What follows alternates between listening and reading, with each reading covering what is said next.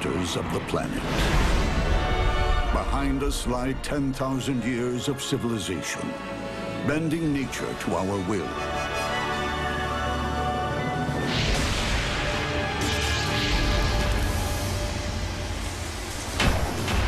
And it all started with one great invention. Not the wheel, not the car, not the plane. The greatest invention of all was beer. Beer has changed the course of human history, not once, not twice, but over and over again, right from the very beginning. It sowed the world's first farmlands. The agricultural revolution came about because of the imperative, the need to make beer. It hewed the world's first wonders. We wouldn't have the pyramids if it weren't for beer. Beer established modern healthcare. Beer and science go hand in hand. And beer shaped America. Beer is the secret history of America. It's in our DNA. It even ended one of history's great scandals. Beer was part, if not all, of the motivation for ending child labor. And most important of all, it gave us something to drink while watching the ball game. This is the story of the greatest invention of all time. It's an amazing story, and one that really hasn't been told. Until now. Without beer, we'd probably still be living in caves.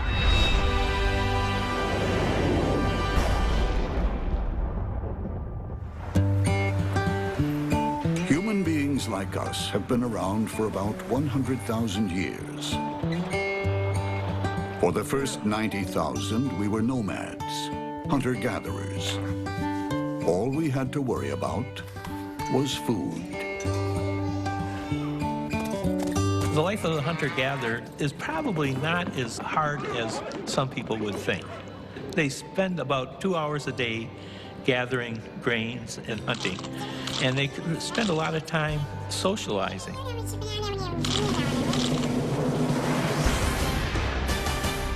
Then, in 9000 BC, something happened that changed the world forever.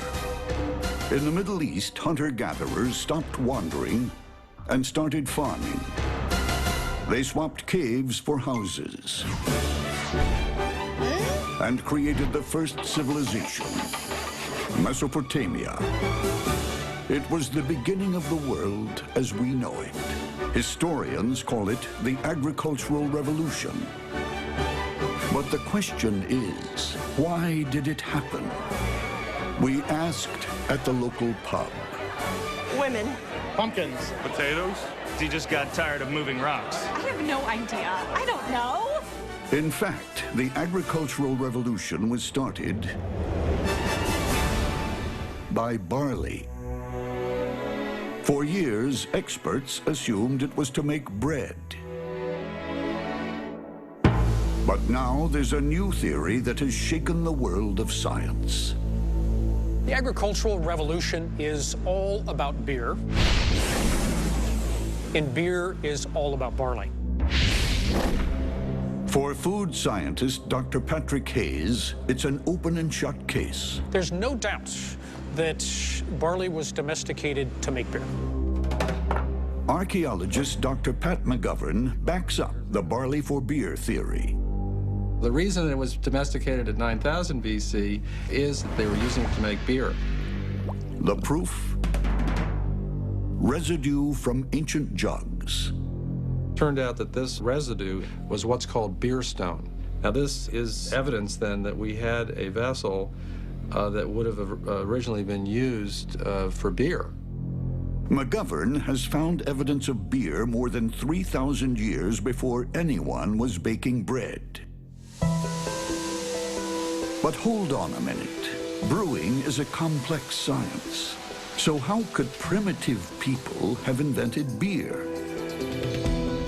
Dr. Thomas Shellhammer is a fermentation scientist, a beer boffin, and he thinks they stumbled across it by complete and utter accident. About 10,000 years ago, hunter-gatherers were collecting wild barley as a source of nutrition. During one of these collections, they were taking barley and placing it into some sort of collection device. This group then go on a hunt. While they're away, a natural miracle occurs. First, we get some rains, and these rains moisten that barley, and that barley begins to grow. As it grows, it produces sugars. Now it needs more water. Luckily, it rains again.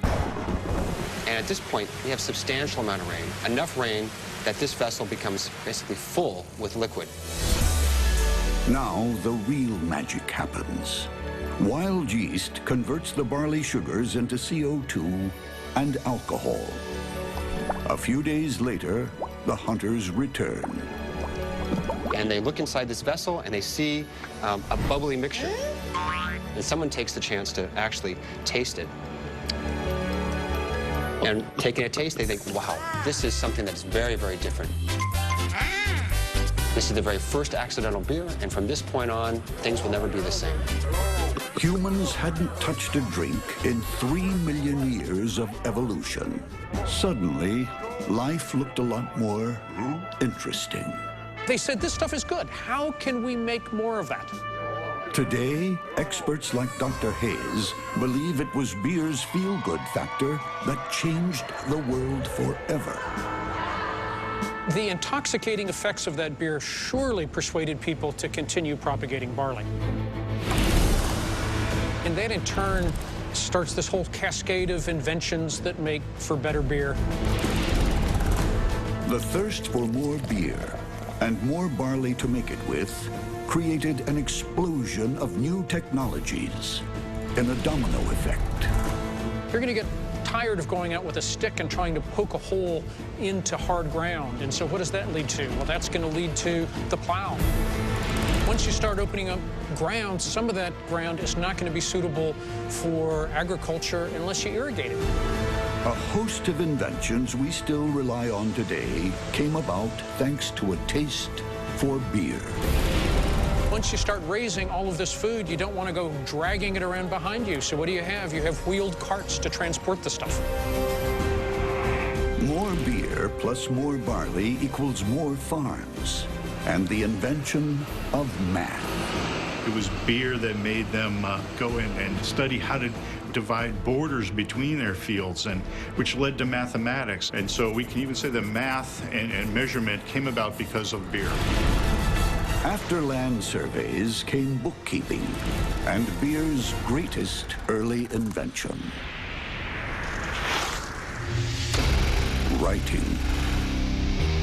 Beer invented writing? The written language? No way, that's impossible. Impossible, but true. Dr. Stephen Tinney is an expert in ancient texts. The reason for inventing writing was the need to record the production and distribution of commodities like beer. The beer trade created record keeping, symbols on clay tablets that evolved into writing. In the first ever written language, called cuneiform, this is the word for beer.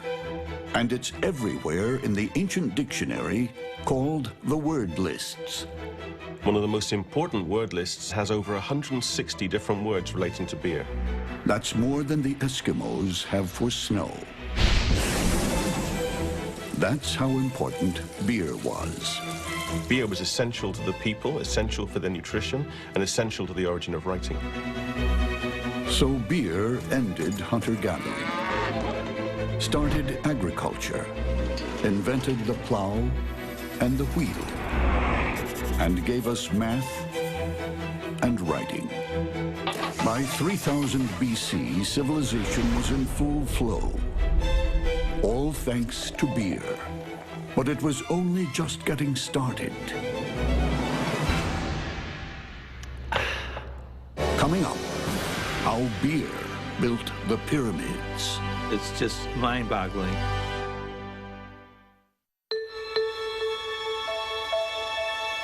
Of all ancient civilizations, this is the big one. But now, Egyptologists are discovering its wonders exist thanks to a secret ingredient: beer. Ancient Egyptian civilizations would not have existed without beer, and beer in great quantities. I don't think there was anyone in ancient Egypt that didn't have the right to drink beer, even small children. The ancient Egyptians saw beer as a gift of the gods. The most powerful of all the Egyptian gods was Re. He is the creator of life, love, and beer in this world and the next. They consumed it all the time, and when they died, they would go to the afterlife hoping that they would continue consuming beer in great quantities. This inscription on an Egyptian tomb answers the age-old question: how many beers do you need in the next world? He asked for 1,000 jugs of beer that he hoped to take advantage of in his afterlife. The pyramids are the ultimate icons of the afterlife. Just how they were built remains a mystery, especially when you learn how workers were paid. The daily rations, the wages of ancient Egypt were paid in beer. They would be given a chit that would say, "You have earned 50 jars of beer." It was almost as if it was a debit card. To Egyptians, beer was money. Today, a few noble individuals still trade in beer. I'll do somebody's laundry for a 6-pack of high-quality beer. I've helped someone move. I don't know if I should say, because if this is out there, my parents will see. Our modern beer economy might buy you a favor. Back then, it would buy you a pyramid.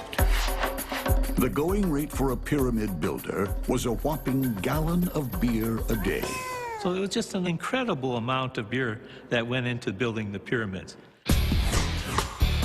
It takes a gut-busting 231,414,717 gallons of beer to build the Pyramid of Giza. The reason? Ancient beer was a vital source of nutrition. Beer was absolutely fundamental to the Egyptians. It was one of their very basic foodstuffs. Beer was one of the main foods in ancient Egypt. It wasn't just a question of being a beverage. Even schoolboy would get up in the morning and have a dish of beer. This ancient beer, we'll call it Pyramid Light, was very low in alcohol, but packed with minerals and vitamins, which kept the ancients strong, healthy, and astonishingly productive. We wouldn't have the pyramids if it weren't for beer. So, beer built the pyramids and was Egypt's staple food and its common currency. I know what you're thinking. Next, he's going to tell me that beer cured the sick. Well, actually, it did. Beer was used to treat all sorts of ailments. They treated the diseases of the gums with beer.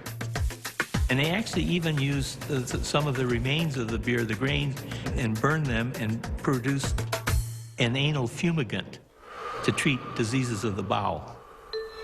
That particular remedy may have gone out of fashion, but ancient beer really did pioneer a startling revolution in medicine 3,000 years before its time. Dr. George Armalagos is a professor of anthropology. He studies mummified bones to find out how ancient Egyptians used to live. He recently made a discovery that shocked modern science. My heart stopped. I said, this is really big. He spotted traces of tetracycline, a modern wonder drug in bones 3,000 years old. This is such a remarkable discovery. It's as if you were unwrapping a mummy and you saw a pair of Ray-Ban sunglasses attached to the head. It was that unusual. Scientists told Armalagos he must have made a mistake. And with good reason. Tetracycline is an antibiotic not officially discovered until 1948. What we had to do then was to explain how the tetracycline got into the bone. Whatever got 20th century antibiotics into ancient bones must have been in the Egyptians' diet. The tetracycline use was so prevalent in these bones that it had to be something that they were consuming every day. They tried all sorts of ancient recipes with no luck. Then they found one that fit the bill. And all of a sudden we came across the recipes for beer. So this gave us the possibility of beer being the source of the tetracycline. Armalagos and his team brewed the beer according to the instructions of the 3,000-year-old recipe. Incredibly, when they tested it, it was full of the modern antibiotic. And it's a definitive answer that this is tetracycline, and that they were getting the tetracycline from beer. With the discovery, Armalagos was vindicated, and the world of science was forced to accept the fact that ancient beer beat modern medicine by 3,000 years. It's just mind-boggling. Officially, it was this grumpy-looking man, Alexander Fleming, who discovered antibiotics in 1928, winning the Nobel Prize. But now it's time the real winner gets its share of the glory. Step forward, beer.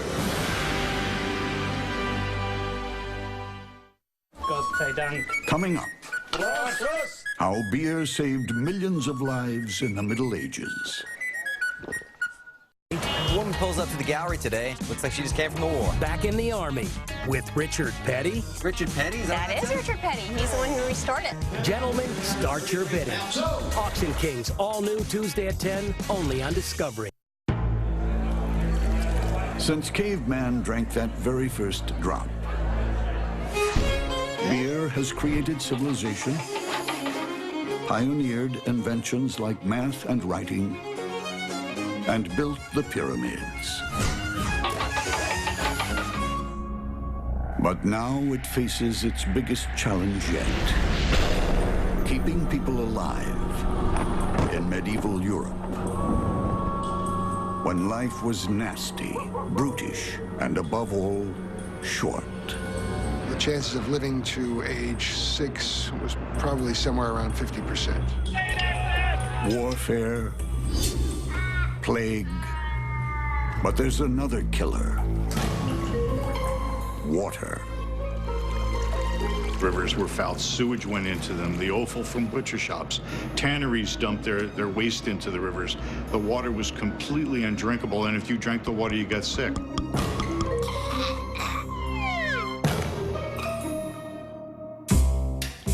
Dr. Charlie Bamforth is professor of brewing science at the University of California, Davis. How you make it is actually important. He believes beer saved millions of lives in medieval Europe, and he wants to prove it. We wanted to come up with an experiment which showed that the fundamental brewing process removed the microorganisms, the bacteria that would make people sick. Bamforth and his colleagues decide to brew up a typical medieval beer. First, they take water from a duck pond and test it in a lab. This is a test that's used in the food industry to see if a food has contamination of fecal coliform bacteria. Fecal sounds ominous. These are the bacteria like E. coli that cause really serious illness. The pond water was just loaded with this type of bacteria. Water with a twist of duck poop. It's a killer, just like medieval times. This water is not safe to drink. Now, using a medieval recipe, Bamforth's team brews up a 1,000-year-old beer in a modern lab. We ground up the malt and mixed it with this water. And then after a period of an hour or so, then we collected the liquid, separated it off from the residual grains, and then we boiled it. They let it ferment for a week. Now the results of the experiment. Is the beer safe?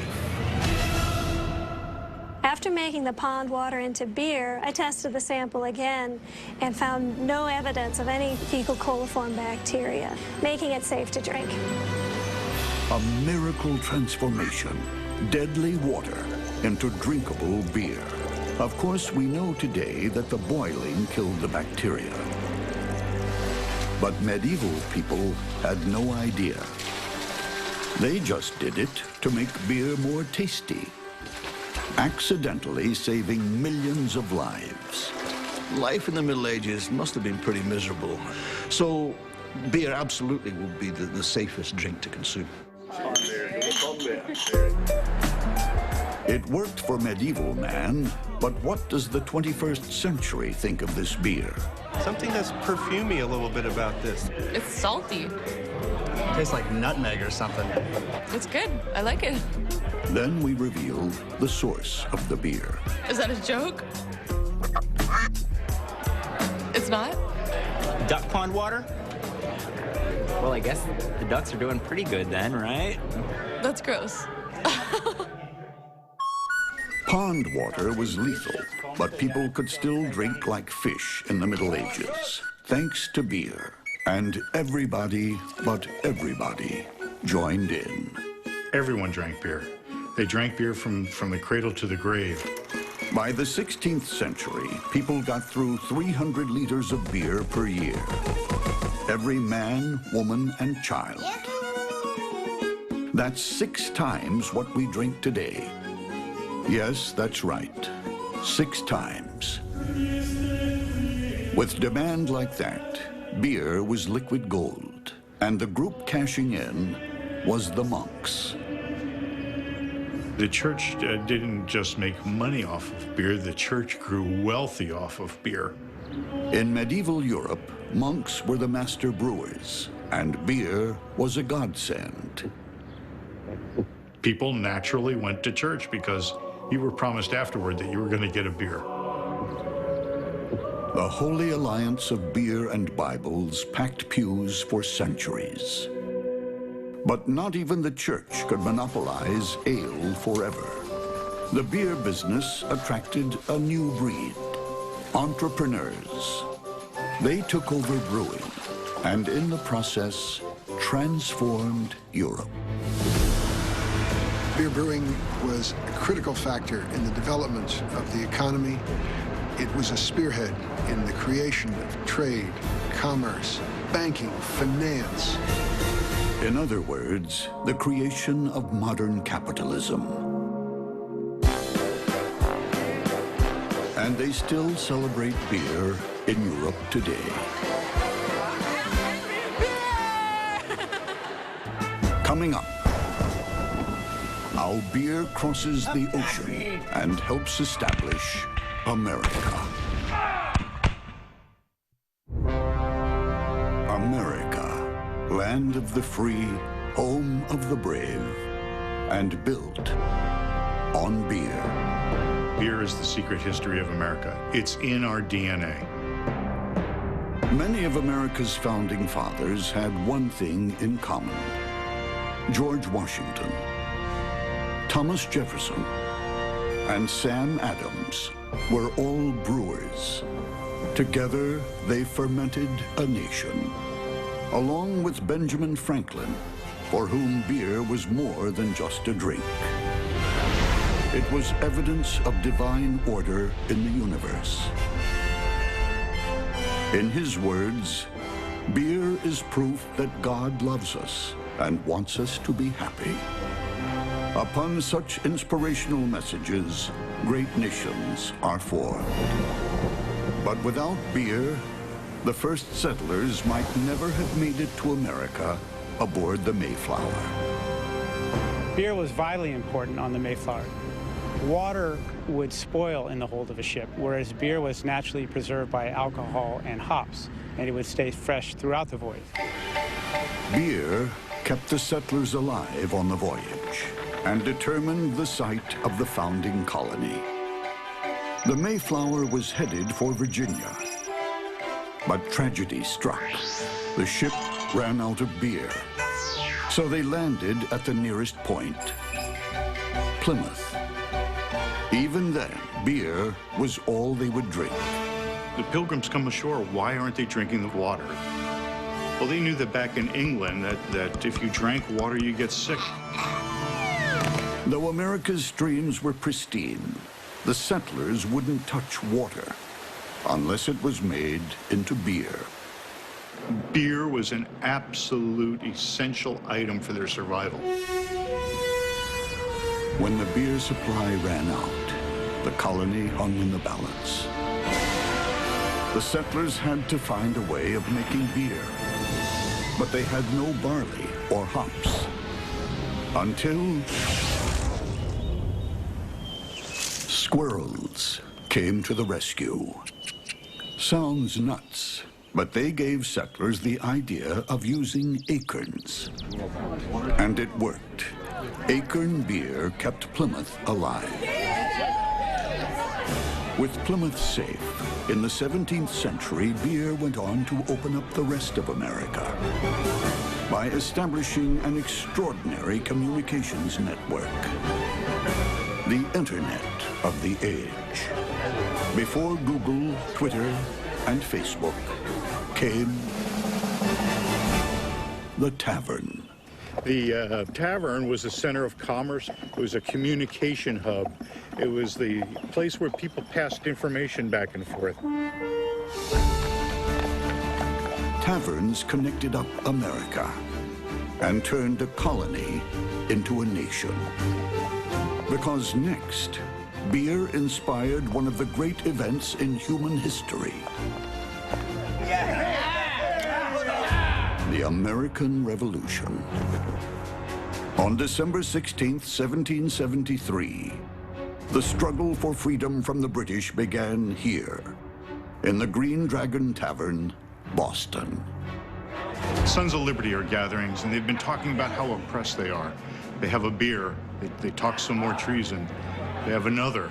You can feel their passions rising. You know something's going to happen that night.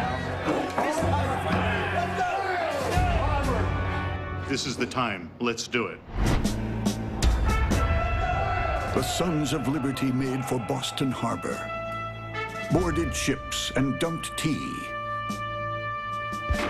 The revolution was on, and the taverns held center stage. The taverns became centers where revolutionary activity was discussed and debated and plotted and planned. Beer's role in the birth of America was so vital.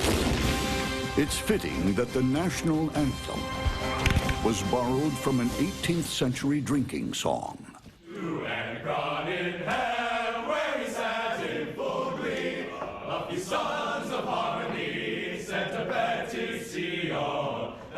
The words have changed, but the tune's the same. Back then, it was a sobriety test. If you could sing the song, you were okay for another round. Today, it's the Star-Spangled Banner.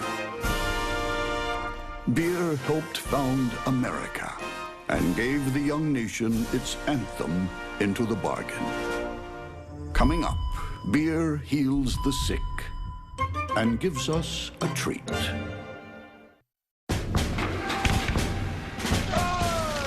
With the War of Independence won, beer was free to take on its greatest challenge of all, disease.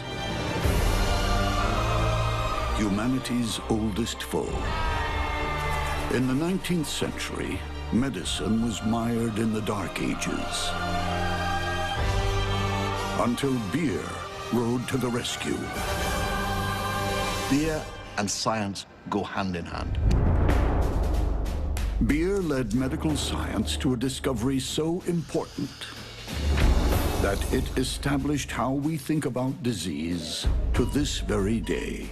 So much of the fundamental science that we do today, as it applies to health, disease, and so on, came out of the brewing industry. Beer was the basis of modern medicine. It all started in the 1850s with scientist Louis Pasteur. He invented pasteurization. Tragically, people always link him to this. But he was actually studying this. Some people think he was looking at milk, but in fact he was actually looking at beer. And beer was the first beverage, actually, to be pasteurized. Pasteur started by trying to answer a vexing question. Why does beer sometimes spoil? Then he made a startling discovery. Beer is alive. Along with large round yeast cells, he spotted something smaller and more sinister. He would have seen smaller bacteria cells. He concluded that the bacteria were causing the spoilage. Pasteur had discovered bacteria, a previously unknown microscopic life form. It was the reason beer was turning bad.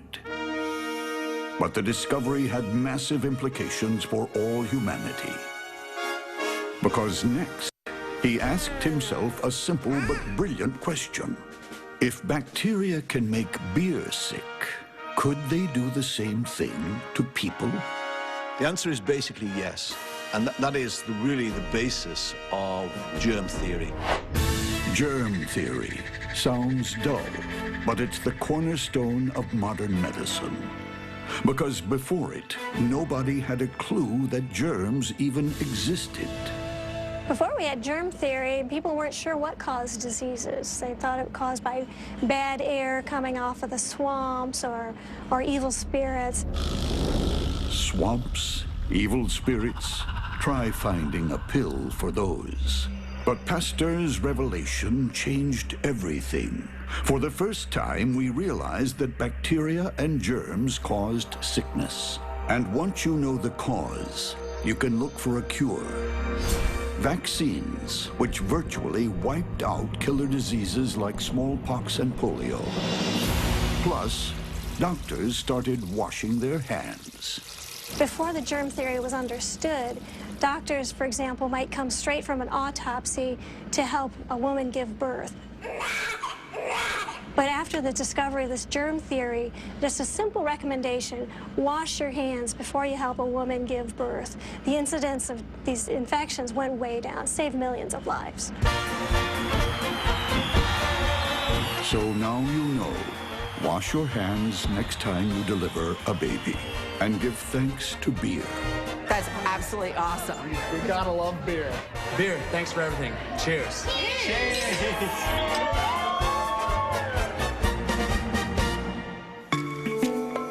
With disease ticked off the list, beer could now take on its next great challenge. Heat.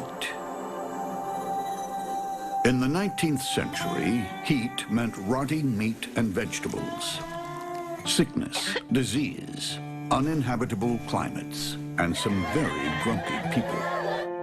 All problems we solve today with something we take for granted.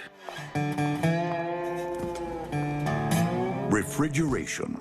And guess who came up with the goods? The first commercially viable refrigeration systems were built by beer. Developed because of the brewing industry, financed by the brewing industry initially, and applied most often to the brewing industry. It's all thanks to a new type of beer that took America by storm in the 19th century. Lager. Lager beer changed America, and once it hit American shores, things were never the same again.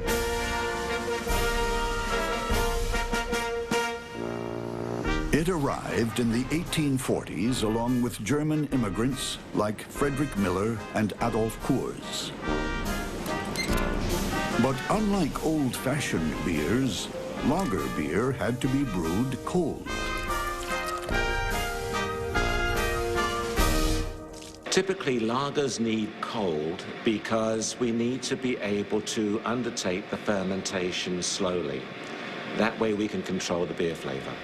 150 years ago, the only option was ice, carved from nature and shipped to the brewery. Far from ideal. Ice is very heavy, which meant it was expensive to transport and expensive to store, and of course, eventually it's going to melt. When spring came, the beer dried up until the following winter. Every summer, brewers dreamed about creating cold artificially. In the 19th century, science fiction. But beer has an eye for the future. Brewers were keenly interested in the work being done in artificial refrigeration. Many thought them mad, but they poured money into research. This was automatic cold, right? This is like mass-produced cold air. Certainly an improvement over ice. Now, you wouldn't want this in your kitchen, but it's the world's first commercial fridge. The cold ammonia machine, invented by Carl von Linde in 1881 for beer. For brewers, refrigeration was the goose that laid the golden egg. Once you have refrigeration, you can make this beer year-round. It made the beer industry millions, gave us a constant stream of cold lager, and changed the world forever. Refrigeration has solved one of the greatest problems afflicting mankind, the storage of food. The beer industry made it possible for us to do that for billions of people. There goes beer, saving lives again. Refrigeration means air conditioning, the manufacture and storage of medicines, even the ability to keep organs alive for transplants. And most importantly, for this little girl, ice cream. There's just so many different things that refrigeration does for us. We really would have a hard time existing without it nowadays. And just think of it, it's all due to beer. The quest for the perfect drop produced some of the greatest discoveries and inventions of the modern age. Coming up, beer invents modern industry. In the 21st century, we live in the age of mass production. Our standard of living is higher than ever before. All thanks to that great American icon, the factory. The factory became the symbol of everything that was glorious about America. It exemplified the American ability to look off into a future of infinite possibility. Most people think the factory was invented by Henry Ford and the motor car. But they're wrong. It wasn't the car that put America on the road to economic power. It was beer. Dr. Quentin Scravage is a professor of American industrial history. Come on out. Set it right here. Beer production revolutionized American industry. It really automated the production line at least 10 years before Henry Ford. This is the machine that changed the world. Invented by Michael Owens in 1904. And it didn't make cars. It made beer bottles. When you look at the Michael Owens automated machine, there's no question you have to say that it all started with beer. The first product he made on the machine was a beer bottle. A little-known fact with massive ramifications. Owens' bottle-making machine was the most significant machine invention in the 19th century. There's no question about it. In the first place, it spelled the end of child labor. Because it automated the glass industry, which was the main abuser of child labor in the United States at the time. His machine virtually wiped out child labor in a matter of 6 to 10 years. Not only that, it completely transformed the economic landscape forever. Beer automated America. 10 years before the first car rolled off a production line in 1914, companies like Miller and Coors had blazed the trail of automation. It changed the world, not only our country. It all started with beer. Beer's forward march continues to this day. Americans now brew 6.2 billion gallons of beer every year and drink on average over 20 gallons of it each. Today, beer truly is the #1 adult beverage on the planet. Tomorrow, it could well be #1 in space. I just think to myself, how cool would it be sitting up in a space bar, floating around in zero-G, looking down at the Earth and having a beer. Just, there'd be nothing better. With space tourism coming, Australian brewer Jaron Mitchell wants his beer to be first into orbit. But space beer must be flat, because a burp in zero-G would be seriously bad news. Now, on Earth, the water molecules and the gas molecules separate, just due to gravity, etc. In space, they won't. So by burping in space, you'll have liquid and gas simultaneously coming up, a wet burp. If you're in space and there was 50 people in a space bar in zero-G floating around and everybody was wet burping, it'd be a mess. One hell of a party. T-minus 10, 9. The prototype space beer is uncarbonated, burp-proof, and ready for its first launch. 1, ignition. And given beer's history, it's fitting that it should be with us at the final frontier.